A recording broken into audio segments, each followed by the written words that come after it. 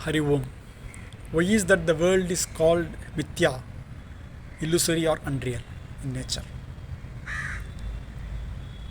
Let us consider a movie being watched on a screen. There are various things being shown as part of the movie. So many different kinds of things are happening as part of the movie: cyclone, windstorm, earthquake, violence, anarchy, confusion, acts of violence and murders, killings, good deeds being shown. People are happy, people are sad, suffering, pain, happiness, everything being shown as part of the cinema or the movie. But the screen itself, which shows all these things happening, remains unaffected by any of the happenings of the movie. When the movie is over, the lights are on and the screen only will be there. Even while the movie was being shown, there was basically only the screen in truth. In essence, what is being seen is just a movie which is happening through a particular machine, which projects the movie onto the screen. So essentially, physically, there was only the screen which was showing all those images. After the movie also, the screen remains the same. The same way, the world with its objects, animate and inanimate things, is happening over the reality of pure consciousness. Atma, the existence consciousness bliss, Nirguna Brahman, Bhagavan or God. So these worldly objects are constantly changing. What is there today may not really be there tomorrow. So what is the kind of test for reality? Reality is something which is eternal, unchanging and self-shining. It exists by itself. So if we can apply this test for reality to any of the things, everything will fail except the existence consciousness. Satchit, the pure awareness. Atma, Aham or the I am or the pure, the presence of Bhagavan. Because the pure consciousness, it exists by itself. It doesn't need any other aid for it to exist. It is existence itself. And it reveals itself by itself. It is self-revealing. It is undecaying, unchanging. Our feeling of I am remains the same while we were a small kid and even now. We have underwent a lot of change at the physical level. Our mind has acquired a lot of other information in due course of time. But the awareness of our own existence, the feeling of I am, remains the same all through these years. It doesn't age. It is eternal, undecaying. So only the self-awareness, the presence of Bhagavan, the pure, the Atma, is the eternal, unchanging reality. So now the point is that, is the world apart from this eternal unchanging reality? Not really. Because it is the infinite awareness, the infinite existence consciousness, which is encompassing all these universes. Isha Vashyam Idam Sarvam.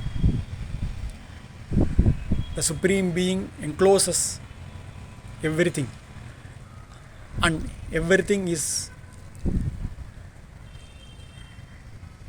being influenced by that Supreme Being. The presence of the Supreme Being, Nirguna Brahman, Bhagavan or God, is there within the minutest of the atoms. The way like the space is there everywhere. The same way, the presence of Bhagavan is there within and through everything. It also encompasses everything, encloses everything, because it is bigger than the biggest and smaller than the smallest.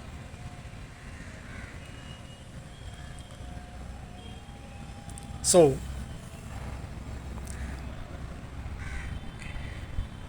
it is outside and inside. Bahihi antah acharam charam. It is in moving and non-moving things.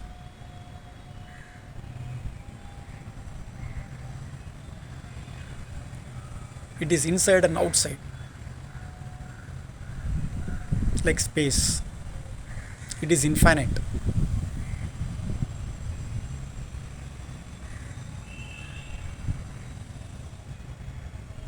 It is sukshma, subtle. It is nearest. It is also in something which is very far, farthest. So, the truth encompasses everything. The Nirguna Brahman, it is infinite. But unlike space, which is in the physical plane, the material dimension, Nirguna Brahman is subtle than the most subtle. It is beyond space because it encompasses space itself. Sound waves can travel. They use the medium of space. Space gives space to all these things. Whereas Nirguna Brahman, the presence of Bhagavan, is beyond all these things. So, as the pure consciousness or awareness, the world is real. But as something other than this, as to what we see, what appears to be, it is unreal. So essentially everything is real as it is, but when everything is seen as something apart, it is only referred to as the mithya or illusory. In a dark light, we see a rope as a snake. We become afraid. We find out ways how we can kill that snake, how we can remove that, all these things. But the fact remains that it has been a rope all along. And after some time, when we properly check, we do understand, oh, it's only a rope.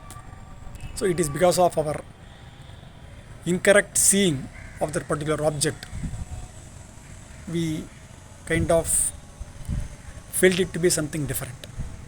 So the error or the right course of action is to see things in the right way by paying attention. When we pay attention in the right way to detect what exactly a particular thing is, then we understand its true nature. So here in this case, when we see it in the right way, it is seen to be a rope, which is there, which has been there all along. But seeing it as a snake was only the false thing here, which was due to our wrong notion, not seeing things the way it is. In the same way, as Nirguna Brahman, everything is real, the world is also real, because Nirguna Brahman encompasses, intrudes everything. It fills everything, awareness and consciousness. So, everything is real as Nirguna Brahman, the formless supreme being. But apart from that, all the things that we are perceiving or seeing outside of ourselves, outside of Aham, is all false.